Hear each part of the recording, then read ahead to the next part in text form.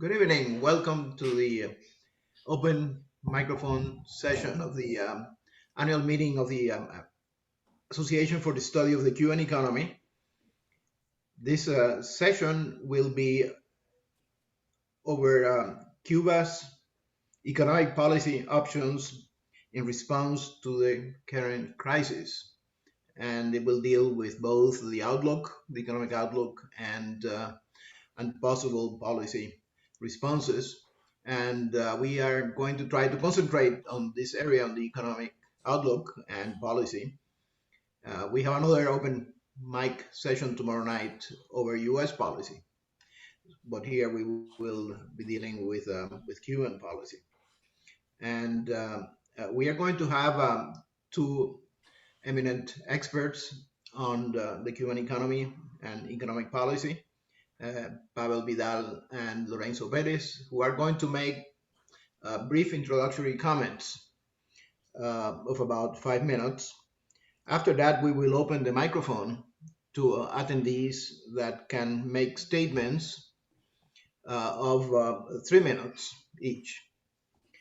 So to start, we will have Pavel Vidal, who is a professor of economics at the Pontificia Universidad Javeriana in Cali, and who has written extensively on the Cuban economy and has also at one point being an economist at the Central Bank of Cuba, and has been a visiting professor at many institutions of higher learning in Latin America, the US, and Europe. Pavel. Okay, well, good night, no? This is a strange time, but I think it's a good idea. It was a good idea to prepare this open mic session, no? As a follow-up to the previous panels, no? I think that we had two excellent panels, one in the morning, talking about the economic and political challenges from Jorge, Carmelo, and Everleni. This is clear a very gloomy and depressing scenario. This is a full-blown crisis. It has all the components that we teach our students as a full-blown crisis. We have the balance of payments constraints, as was explained in the afternoon for Gabriel. This is a accumulation of external shocks, starting with the impact of the Venezuelan crisis, the escalation of the US economic sanctions, and the decision of the Cuban government to put on hold the structural economic reforms. Omar Everleni mentions an important topic, which is the policy sequences, because I don't want to blame the monetary reform, but for all of the instability that are going on in Cuba this year. But we know that there was a better moment, a better time to undertake this sizable devaluation of the exchange rate, maybe in the early 2000, 2004, 2005, when the Cuban economy was receiving the windfall from the trade with Venezuela, or maybe in the second period of the Obama administration, in this period of rapprochement within the two countries, when we see this high rate of growth in tourism. But the government decided to go ahead this year, and this is going to add more instability. But I agree with Everleni. This is important for the years to come. And I think that the policy response, going to the main point of this session, after the July 11 events or protests, I would divide it in two groups of measures. I think that there are a few measures that are important for some families. It's a relief for some families, like bringing or importing foods, medicine, tax-free, the garage sales, and so on. But they are not very important for the economy as a whole. But there is a different group of policy decisions with a more structural character, like this new opening to the private sector, to non-agricultural cooperative. The decision that has been, I think that nobody mentioned that, the decision to eliminate the price cap on agricultural markets. I think that this is a very important. Hopefully, this is going to be a permanent decision for the functioning of the agricultural market in Cuba. And I will include in this group of policies the monetary reform. And I disagree with Gabriel, because he said that that he thinks that the relative price shock, that the exchange rate devaluation is not important. Maybe considering maybe on the logic of the connection between the exchange rate and the balance of payments, this correlation maybe is weak. But I think the relative price shock is very important, because that dual system was designed mostly to subsidize the state-owned enterprises. And that reality changed. This is a transparency shock. We know that the Cuban government is saying that 500 state-owned enterprises are running losses, and they have to make a decision about it. And this is a consequence of the exchange rate devaluation. And this is going to bring in it could bring in important transformation in the structure of the productive system in Cuba, and we can connect this to seemingly unrelated events, the exchange rate devaluation, with this new opening to the private sector, including the small and medium enterprises. But I think that there are important structural reforms that has been announced, but they are only, I think they are only gained traction some point next year. So we have these few reforms or measures that are unimportant for the whole economy. They are going to have a short-term impact. We have these structural reforms that are going to have a meaningful impact, but in a longer term. So this is going to lead me to say, I want to finish saying this, that this second half of the year is going to be very critical.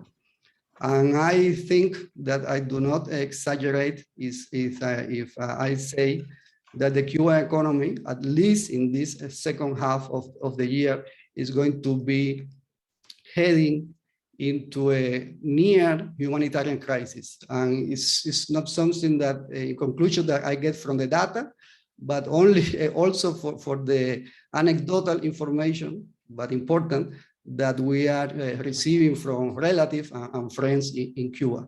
So I think that there are many, not many, but there are some important reforms that the Cuban government is implemented, but I don't think that the Cuban government has, at this point, resources or policy space to mitigate or to avoid the deterioration of the economic and social situation in the second half of this year. And I think that it's important to see how the Cuban government and the economy as a whole is going to navigate this critical period in the second half of this year. So I better leave it there, and welcome to participate in the debate. Thank you, Pavel. This is a concise and very clear introduction. And now we have Lorenzo Perez analyst. Lorenzo is well known to all of us as ASCE. He was at the International Monetary Fund for most of his career, where he was involved in stabilization programs and different analysis all over the world. He was, I remember, head of the Brazilian negotiations during one of the Brazilian debt crises, and he was in one of the Middle East divisions at one point, and I believe also in the exchange relations uh, department at some point, but maybe I do not remember. It's a long career, and he has evaluated many IMF programs over the years and participated in the design of them. And is also a keen analyst of the Cuban economy. So we are looking forward to your insights, Lorenzo. Thank you, and thank you to ASCII for this invitation. I wanted to divide my presentation in two parts. One, summarize quickly what we hear, most of it this morning, what led to the current situation, to the current crisis. And in terms of order, I think that the economic system in Cuba and the reliance on central planning, the, the directions in the economy decisions by the government officials, this has been really a disaster in terms of economic development for Cuba. Right now in Cuba, Pavel made reference to the dire situation. There's a scarcity of goods and services. There is hunger for the first time after the Cuban Revolution, I think, in Cuba. So this economic system, to me, is the first cause of the situation that we have. The liberalization measures that were announced by Raúl Castro 5-6 years ago, they were only half implemented, and I agree with Pavel and Everleni that then when they took the decision to devalue the peso, that's really what they did, they didn't have the secondary conditions to get the benefits. There's a tremendous problem of lack of external finance. Cuba has defaulted twice at least with party club creditors that refinance the debt of Cuba in favor of terms. Venezuela's situation doesn't allow Venezuela to continue to subsidize Cuba, although oil export prices have increased. The private capital markets are closed to Cuba. There's no possibility of borrowing from banks or other financial institutions. And China and Russia, as Carmelo Mesalao explained this morning, have reduced their help. Then you have the measures taken by the Trump administration to restrict remittances and restrict American tourism to Cuba that also have been a hit in the economy. And the ordenamiento monetario, the so-called ordenamiento monetario, yes, resulted in the necessary devaluation that was needed, but you still have two currencies, as it was explained this afternoon, two or three currencies, and there was no possibility of having the favor of supply responses that one looks in such a large devaluation. And finally, COVID hit. COVID essentially closed tourist sectors. My contacts in Cuba tell me that the only tourists arriving right now are from Russia. There's a black market in Russia to buy permits that you were vaccinated. And when the Russians arrive, they have some of them come with the COVID. But right now, the tourist sector is pretty much closed. It's unlikely to open on time for the tourist season in the winter. So this is the situation that we are facing in Cuba. I think there are three issues to me very important, and I have more urgency than Pavel. I think, yes, I agree that the second half of this year is a very serious situation, but I think that if Cuba is going to start getting out of this mess, they have to do a couple of very important things. The first thing is, yes, I know that they are issuing decrees for small enterprises, allowing them, giving them some legal position in the economy, and for the cooperative, the non-farm cooperative. But this is too modest, too little, and too late. I think they really have to liberalize the private sector activities, beginning with allowing every Cuban who work wherever he wants to work. If you are a professional, an architect, an engineer, a physician, you can do some private activity, and that will generate a tremendous positive impact on the economy. Just think, for example, if there is a Guajiro that is able to get a good crop of, or what shall I say, aguacates, that he can go and find a carretillero and he sells the aguacates to the carretillero, and the carretillero goes to La Habana or Santa Clara and sells the aguacate. That at various times has been prohibited. So we need to get the private sector in Cuba, who are many. There are many activities on the ground in Cuba that could come to the front, like rebuilding, help reconstruction in various houses, that sort of thing. If it gets out of the underground economy, will be a major boost for the economy. Also, get the state out of the role of financing and imports. Let the private sector in Cuba import. Let the private sector find financing. They might have a cousin in Miami who's willing to give them some money to start a business. Let that happen openly. It's happening to some extent already, but openly.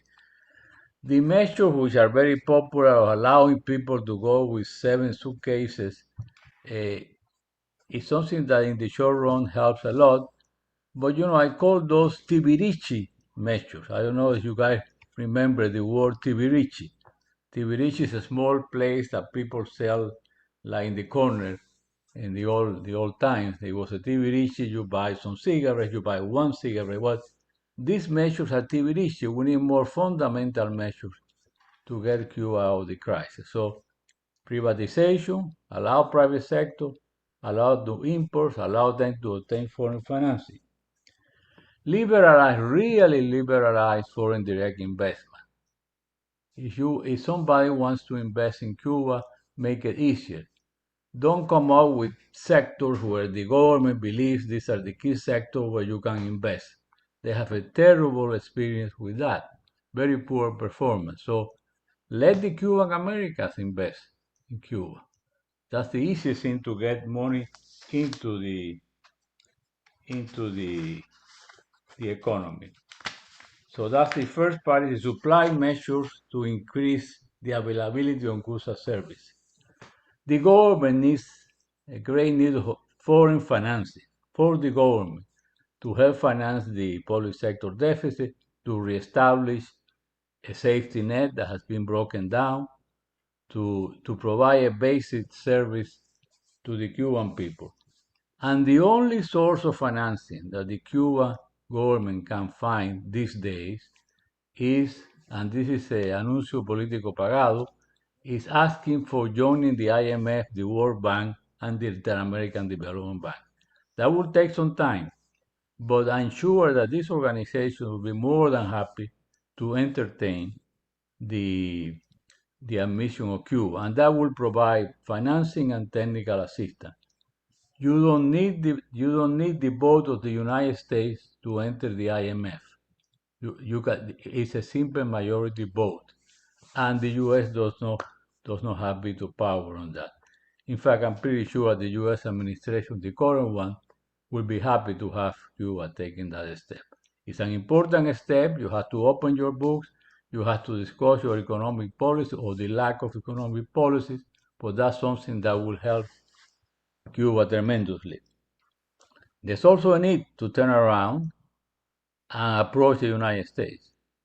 I think if the Cuban government seriously asks for negotiations with the U.S. government, the U.S. government will respond. It will be difficult.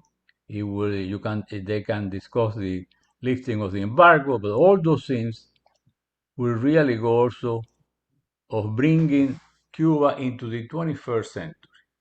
That was done in Europe 30 years ago. It can be done in Cuba. And finally, the other big part of this thing, I think, is once you have these reforms taking place, you can aspire to have a real foreign exchange market in Cuba, where there are not measures taken like prohibiting the deposit of dollars in the banks. You can have the sources of new foreign exchange feeding into a foreign exchange market where the exchange rate will be determined by market forces, and the exchange rate can play the useful role that it plays in allocating resources. Now, you might say, well, Lorenzo, you are dreaming, you are delusional. Yes, probably that might be the case, but I wanted to really speak and say what is really needed to get going. The alternative of going very slow or not doing most of these measures is that there could be a continuous stagnation of economic activity and pain for the Cuban people. So let me stop here and hear others' comments. Thank you. Thank you, Lorenzo, for these very interesting comments. And now we can open the microphone to participants. And please, you may make a statement and just make sure you stick to about 3 minutes. I think Roger Betancourt raised his hand. Maybe we can have Roger make a statement. Okay, Roger. Okay, can you hear me? Yes. Okay, first of all, the two sessions this morning were excellent and they lay down very clearly what the current situation was. And in a more descriptive fashion in the morning and a more interpreted fashion in the afternoon. I would say that as macroeconomists, there was one thing that they did, which is typical of macroeconomists, which is fine. That's what they get paid to do. But normally, they tend to ignore political economy factors and distributional factors and distribution of power. And that came out in several of the discussions. I would also like to tie that up to both what Pavel Vidal said and what Lorenzo said. And I think that one of the things that's been missing, because it's a lot harder to articulate, is the fact that all of these reforms and attempts to reforms have consequences for people in power and their ability to hold power.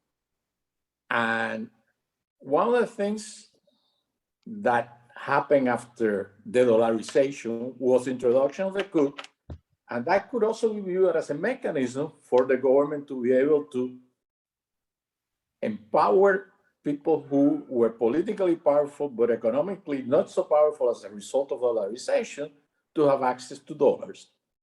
And that worked for a while, but it became less and less effective as time went on. And the points that were made today about the fact that the system now is very similar to the system before is true, but there are some big changes. One change is that the people that are subsidized now are different than the ones that were subsidized before. And we don't seem to have too much of a handle on that. And we don't think that maybe it doesn't matter, but maybe it does matter. And another thing that was pointed out, particularly through Jorge Dominguez's presentation, is that there has been a reorganization of the people in power as a result of the political changes in the structure of the political system with respect to the demographic representation of different groups and the numbers and the role of the military. And so my perception of what these situational factors have been since the special period is that a lot of the economic measures are really driven by these power issues, but they are not explicitly discussed as such because it's not so, and also because we don't have enough information to do so. And so I think that I agree with both Lorenzo and Pavel that there's going to be a humanitarian crisis. I've been doing a lot of research independently of Cuba on the COVID-19, and Cuba is one of the 40 countries that have been following doing that, and it had a very unique strategy that you can characterize as a gamble with respect to COVID-19, and that gamble has led to a catastrophe that in some areas, the medical system that is one of the little jewels they tried to sell has imploded. Ciego de Ávila is one. I just got an email detailing how things are totally out of control and they're trying to reestablish control. Even the government doesn't have control. Like Jorge Domingos was saying, well, Cuba shouldn't be described as a failed state. In some ways, he's right. I think, but Cuba can be described as having lost a lot of state capacity in that area. The way they describe what was happening in these hospitals is outrageous. They had no control of who was going in and out of the hospital. They had no control of the medicines that were going in and out of the hospital. So I think that there is a serious situation and we need to pay a little bit more attention to how those in power are trying to use this situation to survive and not lose track of that by just looking at the economic side, which is what economists like to do, but basically politics and power struggles tend to drive a lot of what happens everywhere. And in that sense, Cuba is no exception, but Cuba is somewhat unique in the sense that there is too much power concentrated in too few hands compared to most other countries. I'll stop there. No, thank you, Roger. Now, who wants to make a comment? Let's see, the two participants have raised their hands. Got Jose Gabilondo. All right, so, okay, when we have Jose speak, please.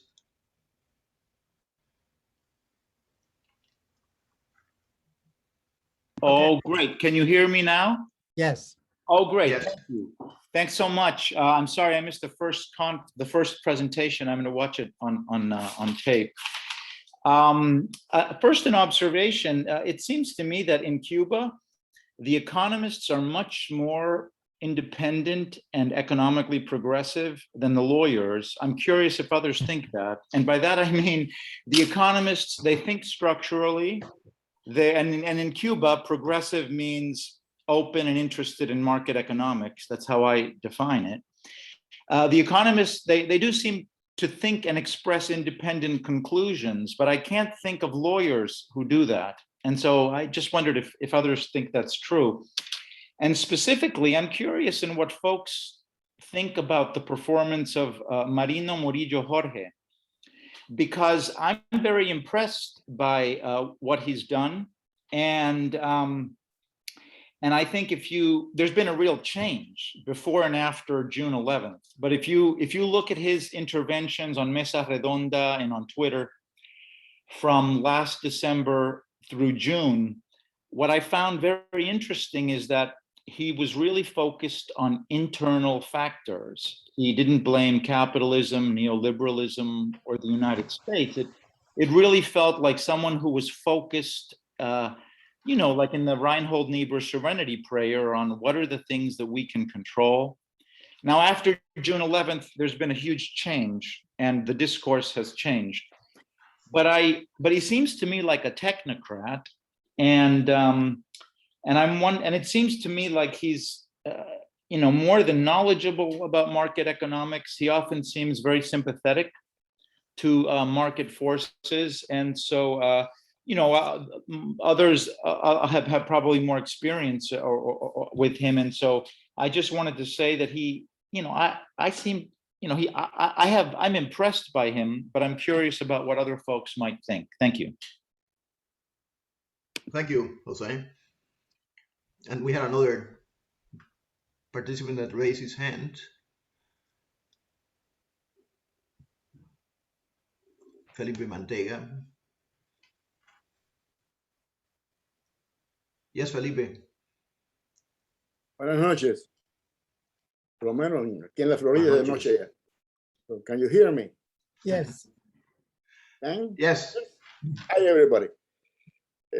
First of all, I want to tell Lorenzo, we delusionals salute you, because we have been delusional for a long time.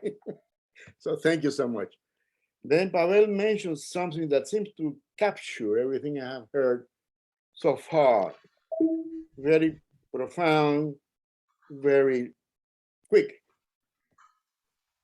Too little, too modest, too late. We economists are not used to that, especially when we are called after it is too little, too late, and we are asked to fix what's going on. Here, I would like to see how we can look to the future based not on projecting what a bankrupt government is doing or is projecting to do, but how could we modify the trends that are happening right now? And I am not being delusional. I have seen this done in other countries, but takes time. That's it. Thank you. Thank you, Felipe. Let's see, has anyone else? Renee Costales. Renee, yes. Renee Costales.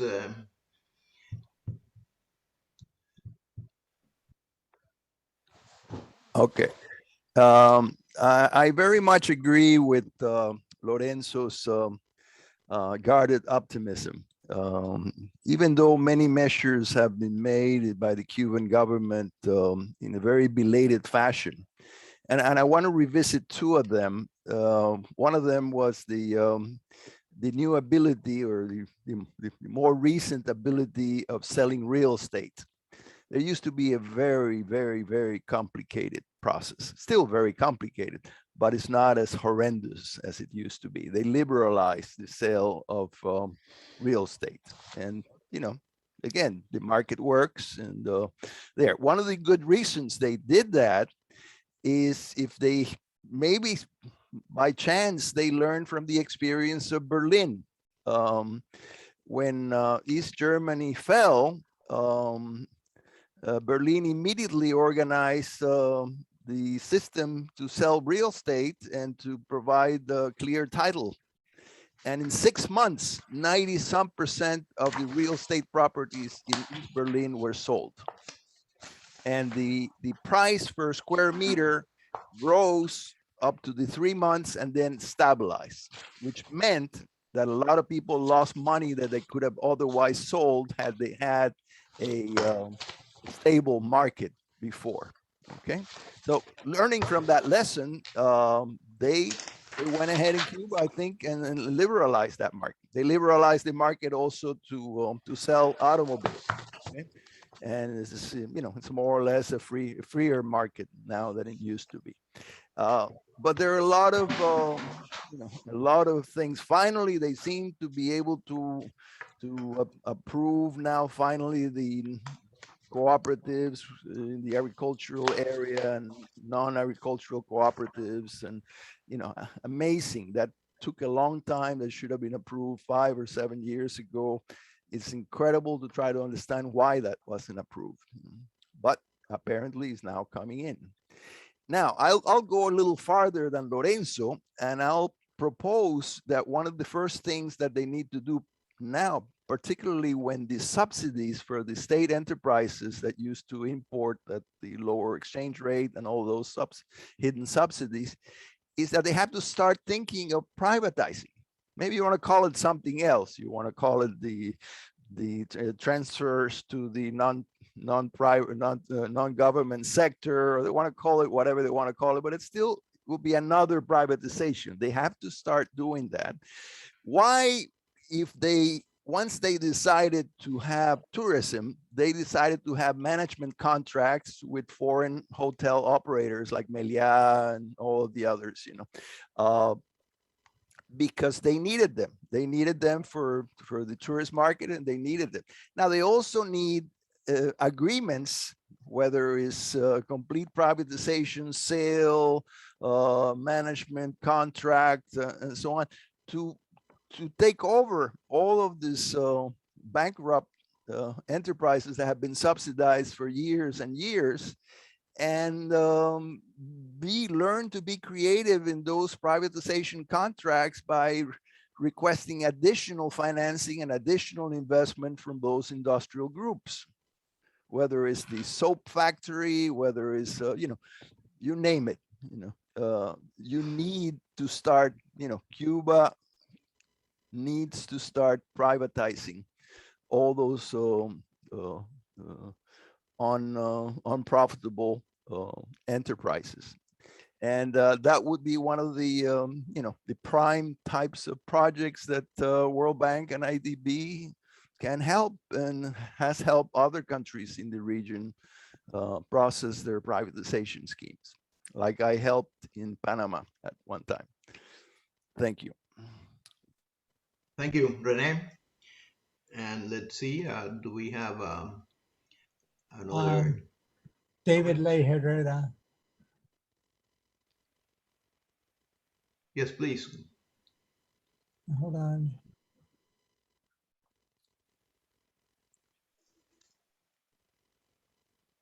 Hello, can you hear me now? Yes. Hello, good afternoon to everybody. Thank you for the beautiful presentation in the morning and in the afternoon. That were amazing. It's good to see you back. Oh, sorry, David. Sorry. There we go. Sorry. I'm sorry. Could you start again? I Can you hear me now? Yes. Okay. That was my bad. Sorry. It's okay, no worries. Thank you everyone to be here on another meeting of ASCE. And thank you for the amazing presentation in the morning and in the afternoon. And I would like to see, I have been involved on, well, I went to Calle Ocean in July 11. I have been following really close all what is happening in Cuba and here in Miami. And it calls my attention that July 11 might set a precedent on the Cuban government that they only move when they are under heavy pressure. Why do I say that? So in the morning presentation, everyone said that this was not a good time to make an exchange rate reform, even though they did it. Why did they did it? Because they were under pressure. Now they eliminate the price cap. We have been listening to that since I was a student in 2003, and Moderator Lenis and Pavel Vidal were my professors. Why do they do it now? Because they were under pressure. Now, there is a big debate about the 500 state company business that are running on losses. I always tell some people say you need to shut down those other companies. I will say give it to the private sector. Give it to the private sector to make it work, to see what they do. It's not your responsibility. And that is the reason what I believe that July 11 set a precedent. I don't know if it's a precedent or no, but like a Cuban government only move when it is under pressure, and what can we do in the future to avoid that? Thank you. Thank you, David.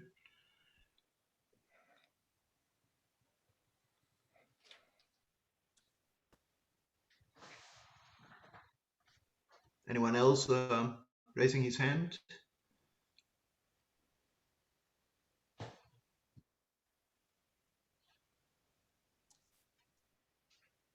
I don't know if Felipe or Renee are looking to speak again, but Gary has his hand raised too.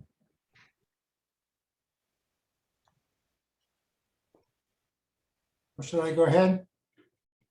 Yes, go ahead, Gary.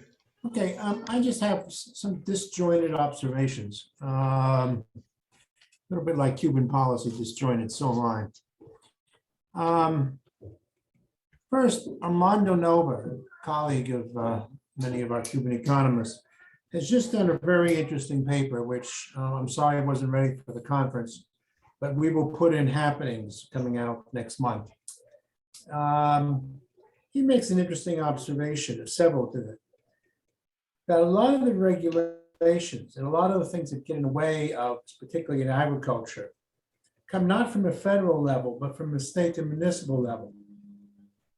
I remember correctly back at the time of the Constitution, and maybe before that, when they listed all they reorganized who did regulations and transferred them up down to the state, to the municipality and the provinces. They gave a lot of power.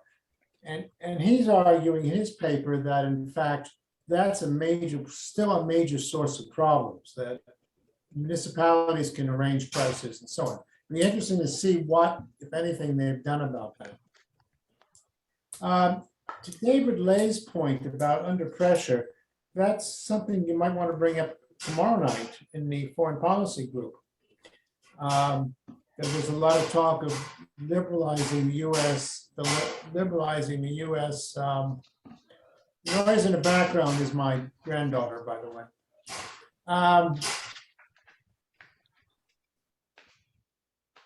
And some of us have long believed that once you start liberalizing the embargo, the result is just the opposite of what you hope.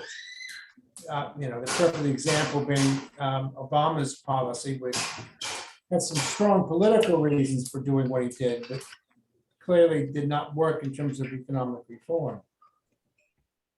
And then finally, a point I tried to make today, maybe not as articulately as I would have liked, is it just seems to me that there's a tremendous potential for the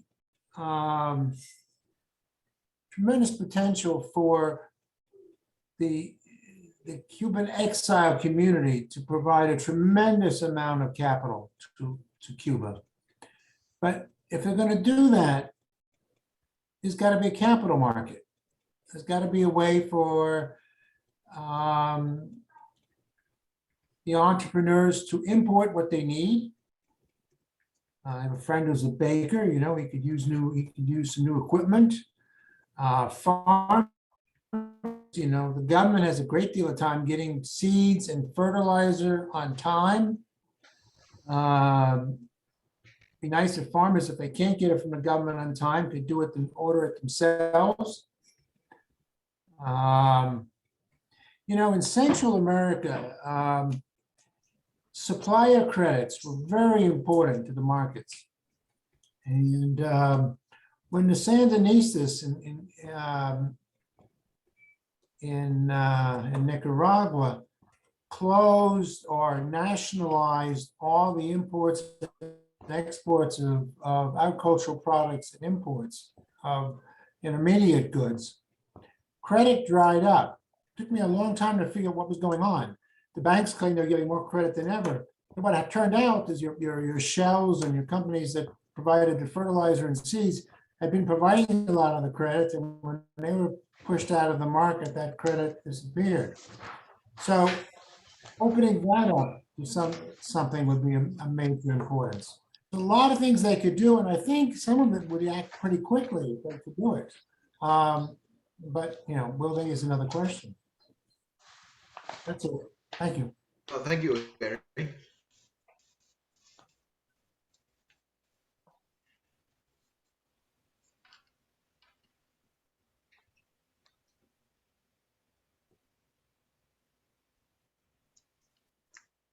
Anyone has raised his hand?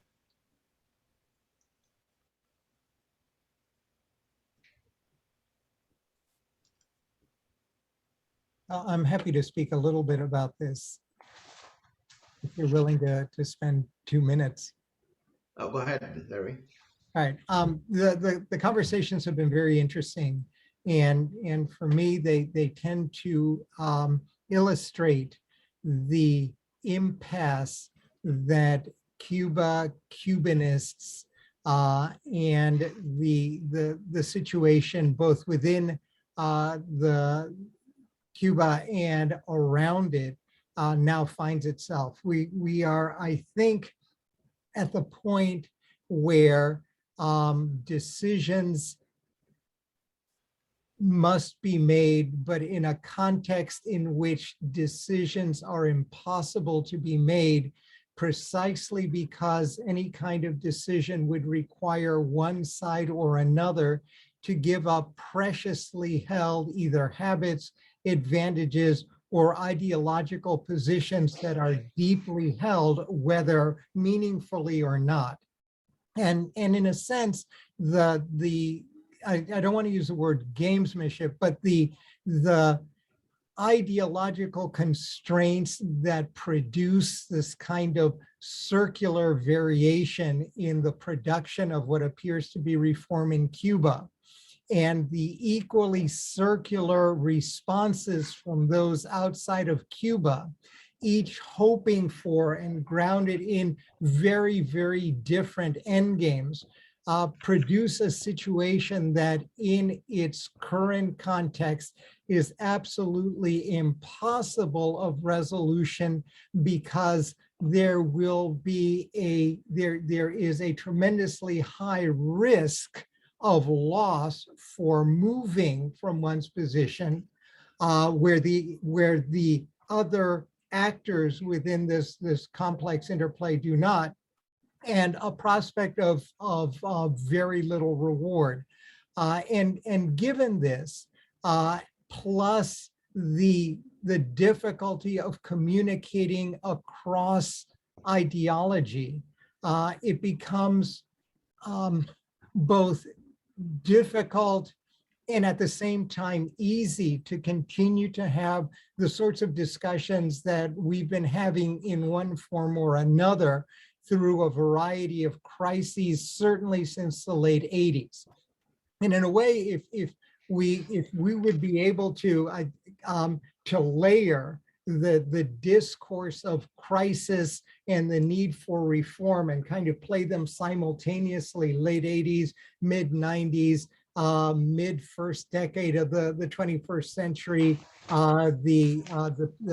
during the recession, the crisis at the end of Fidel's effective tenure, and now, I think we would find a horrifying similarity in both the positions of all of the actors and the ultimate impossibility of resolution, other than to make movements that appear to move in particular directions, but that actually in the long term are meaningless in the sense that they actually move any of the parties to different positions. And at the core of this, and I'll end with this, at the core of this is actually the fundamental problem, and that is the problem of the markets. The core of a critically important faction within the Cuban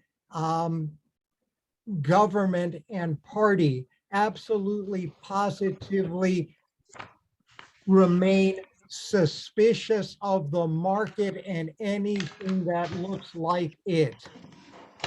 All of the people around them, including people in Cuba and people outside of Cuba, are far less suspicious of the market.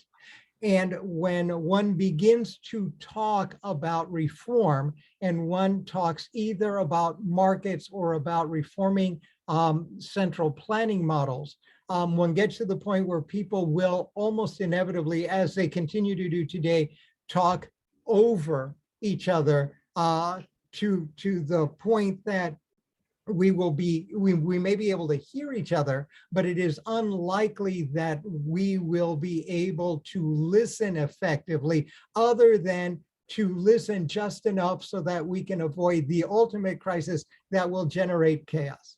And I'll end with that. No, thank you, Larry. Let's see, any follow-up? Any comments? Oh, good. That got some juices I'll flowing. make it just a quick follow-up.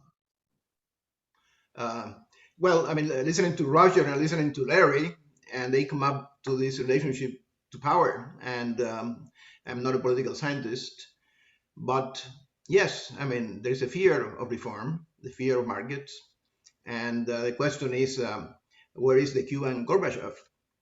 And I remember a Russian expert many, many years ago told me the story of Gorbachev going to the Politburo. Gorbachev was Minister of Agriculture, and they asked him, what the hell is the problem? You know, we cannot feed our people. And what's the problem? And Gorbachev said, 1917. And there came the thing. And it looks like the calculation the people in power make is an unusual calculation, because we know that there are many, many reforms that will benefit the people if they are taken, but they present a risk to the people in power, and it's difficult to overcome that. And I think it's difficult to, and I'm not a scientist of government, but it seems to be difficult to be overcome by committees. And my sense is that in the places where there is the biggest fear, and I can think of two, and North Korea and Cuba, where the people in power has tremendous fear of reform.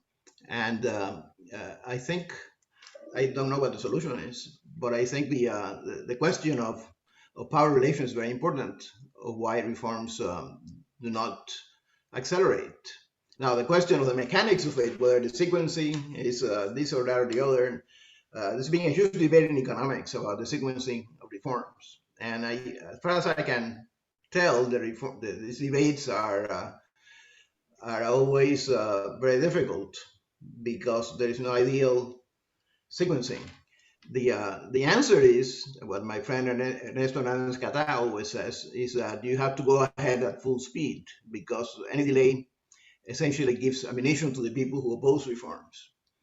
And I think that's a wise observation, and that comes from the reforms in Eastern Europe, that it was found that the way to go is essentially you have to have a big bang.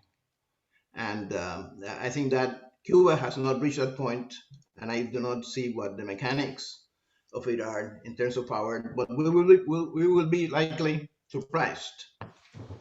And I better stop, because this is not really my area. Well, let me say something about that. Like Larry, I have argued for years that the political and economic, bureaucratic, ideological forces in Cuba were such that made reform virtually impossible. I wrote a paper, I guess, 3 or 4 years ago about the arteriosclerosis of the political process in Cuba. I am seeing a change, and I cannot quote you.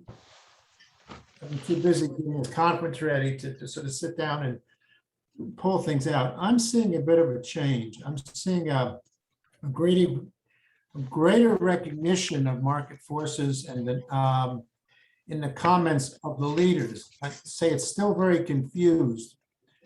But I think they're moving away from the ideology, which was really as much as, not so much Marxist as Fidel's.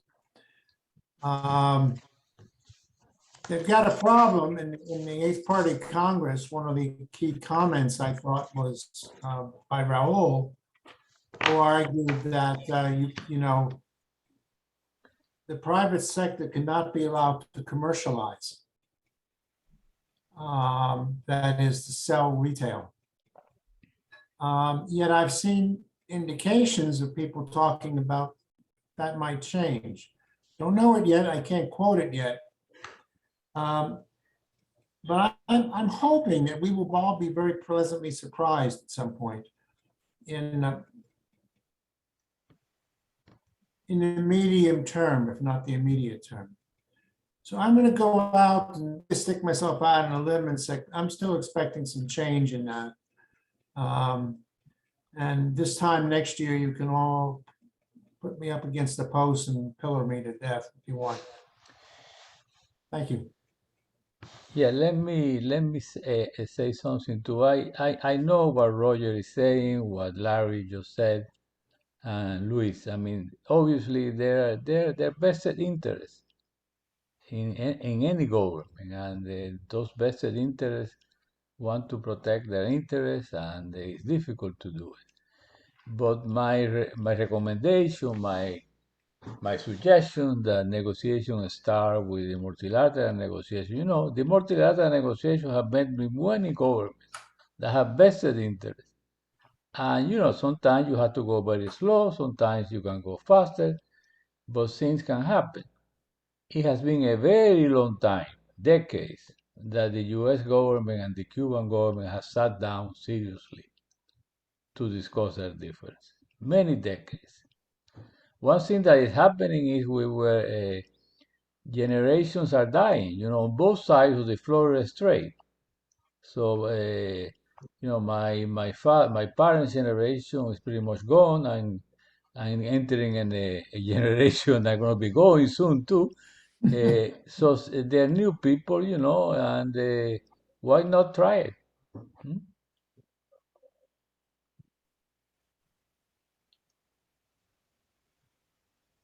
I think, if I may just interject, one of the problems is that the US should not get too far out in front on reforms, because it generates an immediate negative reaction on the part of the Cuban government.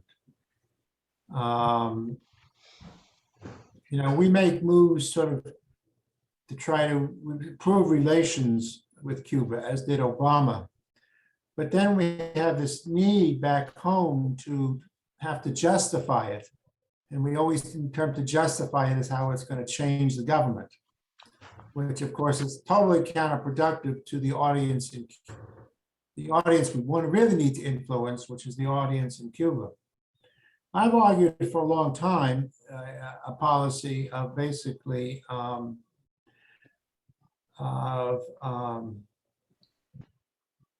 lost my term. Constructive engagement, where we not get too loud in our demands for this, our demands for that, but we tell the Cubans privately, and actually I think we have in some cases, that if they make changes, we will respond positively. And that's still, I think, my view. If they really open up the private sector, then I think we should get rid of the embargo, at least in the private sector. And I think we should open up to allow supplier credits, as long as they don't come from, you know, federally insured deposits. But if we go and simply announce you've got to do this, you have to do that, I think it's just politically just creates a very negative reaction in the Cuban psyche. Okay, thank you, Gary. May I ask Pavel a question? Go ahead, Larry. Pavel, so here's my question, given what I've just said, and given what Gary has just said, the Cubans are probably, and rightly so, very sensitive about guidance from the Americans, because they would not be unreasonably wrong to worry that whatever drink the Americans offer them would be poison. Including the American version of markets. But Cubans have had an alternative, which I'm always surprised that they have never really begun embracing very much. And so my question to Pavel is, I realize that they had put a lot of their risk and their hopes in Venezuela. But the Belt and Road Initiative and this new union of developing states and Asian Marxist-Leninist states might have provided the Cubans with enough of a cover for them to move towards a kind of Marxist markets model that would suit them enough, but which would at least allow them to avoid the ideological issue while moving towards even managed markets. And yet, everything I've seen seems to indicate that the Cubans trust that camp almost as much as they trust the Americans. And I was wondering whether that is the case or whether something else is going on, because that would have been the obvious way of breaking the problem, at least the conceptual problems for Cuban Marxist intellectuals to then allow the economists, including Marxist economies, some substantial leeway to moving towards Lorenzo's position, which is not an unreasonable one.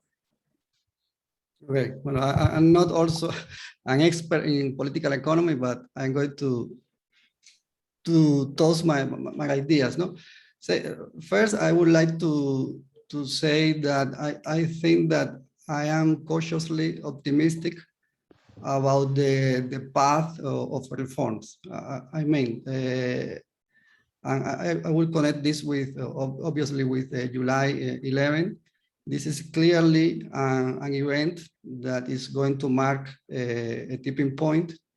I cannot forget this video of Ramiro Valdez trying to establish a conversation and to replicate what Fidel Castro did in 1994, and it's clearly an evidence that this historic legitimacy is not working anymore. And I think that this new generation of political leaders, as Jorge mentioned, there is a new wave of younger leaders. We don't know exactly what is in their minds because they were carefully selected. But as we are aware, and it's so clear, so evidence that this model is not functional and is not delivering as expected, and that there is other alternative like Vietnam and China, the so-called socialism, market socialism. And even at some point, I think that Raúl Castro was trying to get a lesson from that model. And I think it could, that case could give them some leeway to advance in market reform with ideological justification by explaining that we are still a socialist economy and we are just advancing in market reforms. And I think that July 11 is adding more pressures to accelerate the reforms, and it's clear that they have to find a way to gain legitimacy by producing goods and services for ordinary Cuba. And it's clear that the market reform is the only way, because they have tried many other formulas. They are trying to reorganize the state sector. They're trying to many times to improve the bureaucratic socialism, but it didn't work. And as we are aware of that, as that is clear to us, I think for many of them is also crystal clear. And I would like also to add to the equation, one change that was introduced in the new constitution, saying that the president and the high rankings are not going, they only have 2 terms to complete the reforms. And there is some literature or the economic policy that when the elite feels that the power is temporary, they might behave in a different way. So this lack of legitimacy, the June 11 events, and this change in the constitution, and all these cumulative evidence about the failures of the system, and the clear evidence of what a country can get from market reforms, coming from the experiences of China and Vietnam. I think they are all variables of the one equation that could press for reform. I don't know the pace, I don't know when this is going to realize, but I think that this is clear the direction is my comment. And in the way in which the US can relate to that is difficult to tell. It's difficult to tell. Sometimes it's better not to intervene. That's always the best case. It's better to, if it's possible, to lift the economic sanctions, because if you want that the market reforms gain traction and gain popularity, you cannot gain results of market opening if you don't have, for example, the help of international lender of last resort, of you don't have a normal access to international capital. So I think that we are going to have another open mic session tomorrow, talking about the influence of and how the US could play in these dynamics. Oh, thank you, Pavel. Sergio Diaz Riquez has his hand up. Sergio, please go ahead. Can you hear me? Yes. Okay. Yes. Well, I wasn't really going to raise this issue, but you know, I've learned a lot today, all 3 sessions. But the thing that came to mind is that in a way, everything we've been discussing is of for lack of a better word, of a global nature. But I'm thinking, and perhaps it's inevitable, but I'm thinking that ultimately the Cuban Revolution was built on a social contract. And there are clearly distributional questions that I do not know if in a situation of crisis could be addressed. But the fact, something that I've been harping at for quite a long time, Cuba really faces a major crisis. Right now, and in the short term, it's going to be far worse, which is an aging population very fast. We already know from some of the data shown today and that Carmelo has shown and so forth, that the elderly in particular are very, very vulnerable.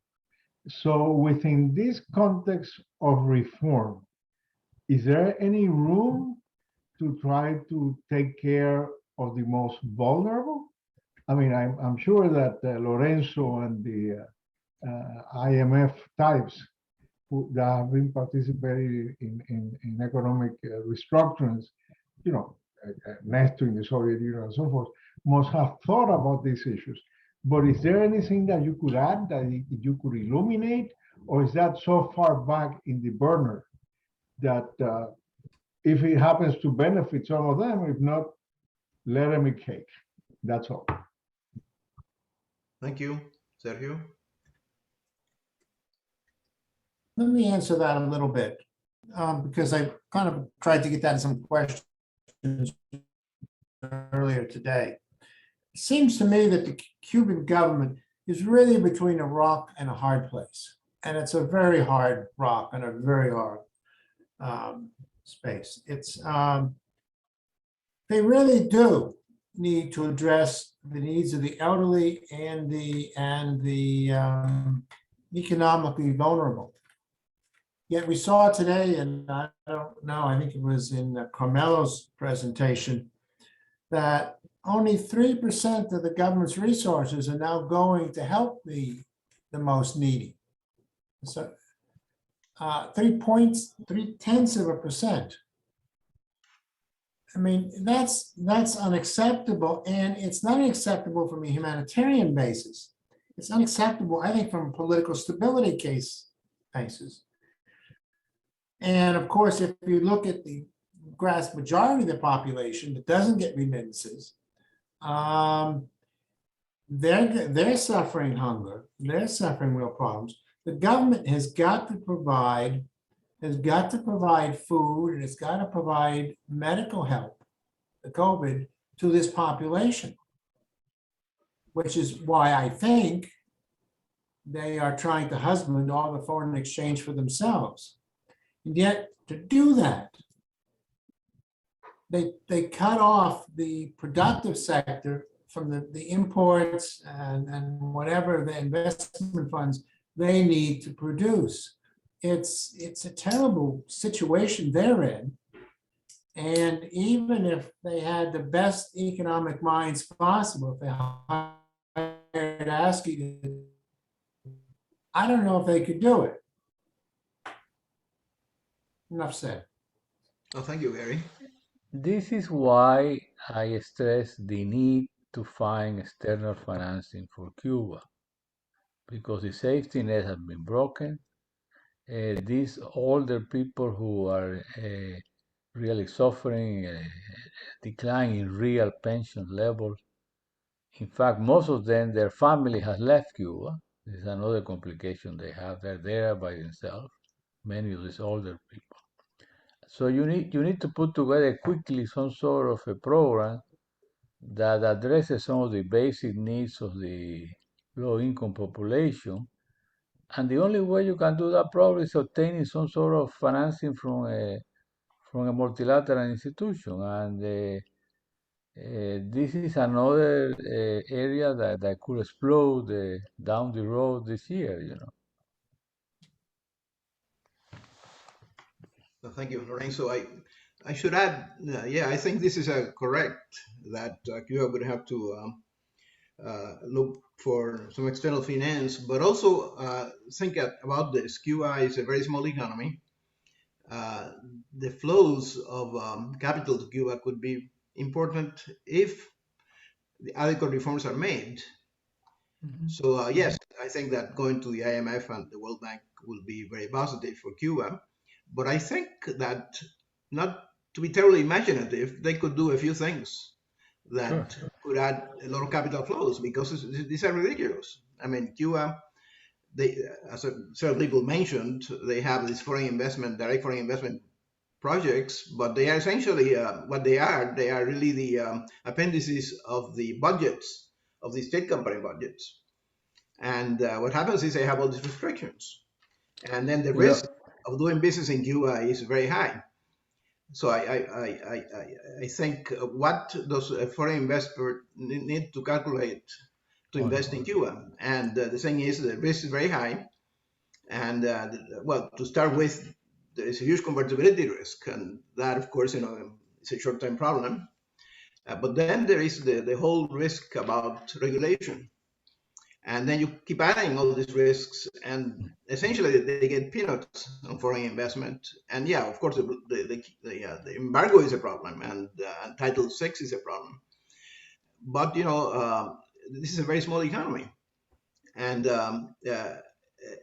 it's amazing what some reforms could do to attract capital flows in Cuba. Of course, Cuba is essentially is in default, has been in default one way or another since 1960.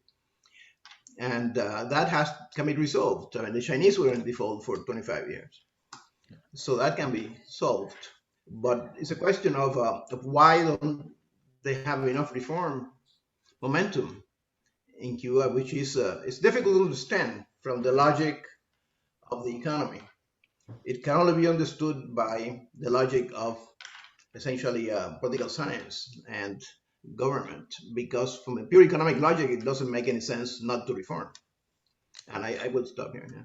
I don't know whether Carmelo is listening to the session, but one day I was talking to him about the pension system in Cuba, and he's an internationally known expert on Social Security all over Latin America. He has written extensively, and he told me one of my worst nightmares is that they call me to Cuba to fix the pension system. Because it's so underfinanced and so under the water that it's very difficult to come up with some proposals.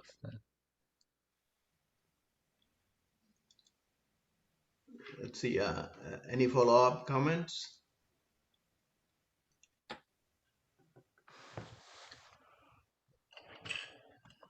I just had one comment on Gary's comment, and yes, I mean the argument is that the government needs to catch all the foreign exchange possible. So they have the system of the MLC stores, and so they have very large markups, which are a tax. And essentially, the argument is, well, they need to do this so they can finance food imports for the population and the needy and so forth, and medicines and so forth. But what happens is this affects capital flows, this affects transfers, and they are essentially very suboptimal, because people then will go around it. Why would you send money to a relative when you're going to have to pay a very high tax? And essentially they try to send merchandise, or they go on the ground or whatever. And what this does is it reduces the flow. I mean, the data is very difficult to pinpoint because all these flows are not recorded, but it does reduce the flow of resources. But in the short term, the government captures the foreign exchange, so that if this system is changed, the government will be a loser in the short term. But in the medium and long term, it will be a winner, or the country will be a winner. And essentially here we have these relations between what may be of benefit to the government in the short term as to what will be better for the economy a little bit longer on. And I think I'll stop here.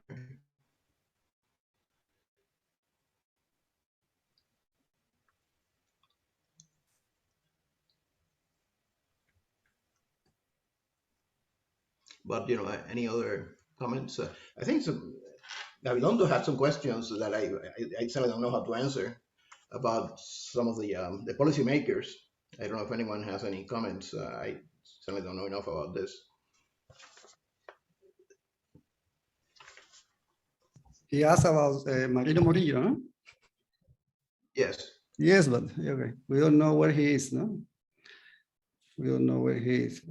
And we know that the exchange rate devaluation didn't go as expected.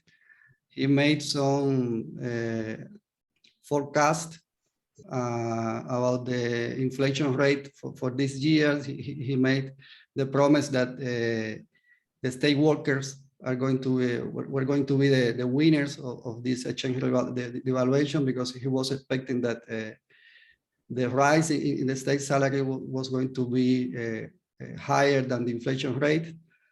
But I think that he downplayed the impact of this full-blown crisis, the impact on the inflation rate of the shortages of foods and medicines.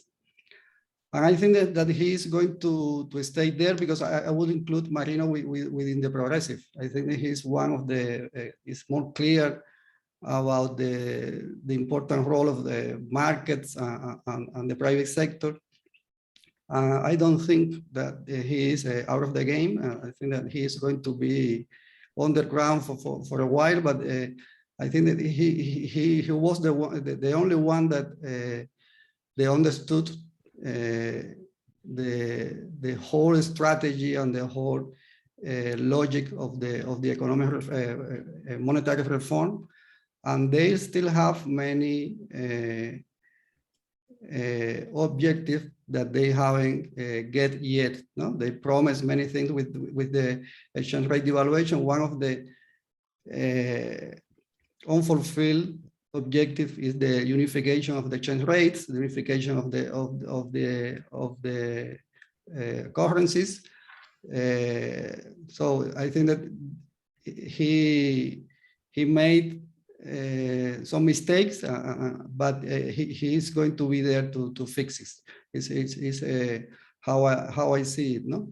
And following up with the comment of about dollarization, yes, dollarization of some markets is a way to the government to get direct access to foreign exchange, but it's not the only way. I think that that's one of the mistakes that the Cuban government has been making, that they have this preference for dollarization. And I think it was a mistake to, as the central bank was, while the central bank was devaluating the exchange rate, they've been dollarizing the economy. And that gave like mixed signals to the economy. So we have to make the most of the devaluation, or we need to make the most of the dollarization. And I think it was a mistake to re-dollarize the economy. It was something that was counterproductive in terms of what you gain after an exchange rate devaluation. The dollarization reduced the impact of the exchange rate devaluation.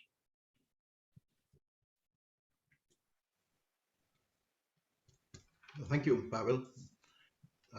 I think I agree with you that that this has reduced the impact of the devaluation, and as you have mentioned, there has been a very important real devaluation of real exchange rate, and through different policy. I wouldn't say necessarily errors, but policy. Well, I guess that's the way to say it. They have been diluted, and I think the dollarization is a problem now. Let's see, any events? We are almost at. Just a question, Pavel. Just a question, Pavel. Does the government have its own bureaucracy? Central bank, Ministry of Finance, whatever. The people who can really give them good advice. I think that we have our friends in the Center for the Study of the Cuban Economy. We have good economists there. And I think that within the central bank, my own experience is that we, under the leadership of Francisco Soberon, who was the head of the central bank at that time, being a young economist at that time, I felt open to express my criteria, to express my opinion. And even being a young economist, I was able to participate in the first versions of the monetary unification strategy. It was very different from the one who was implemented, but I think that spirit is still there. And one thing is the discussion that we see in the Congress of the Communist Party, a quite different spirit and debates happens within these institutions. That's why the problem is about ideology and political economy. It's not about the technicians. Thank you. Thank you, Pavel. Yes. Let's see, any final comments? I want to plug what Rene Costales has put out in the chat. He recommends the movie Dear Comrades. I have seen it myself. I'm going to see it again.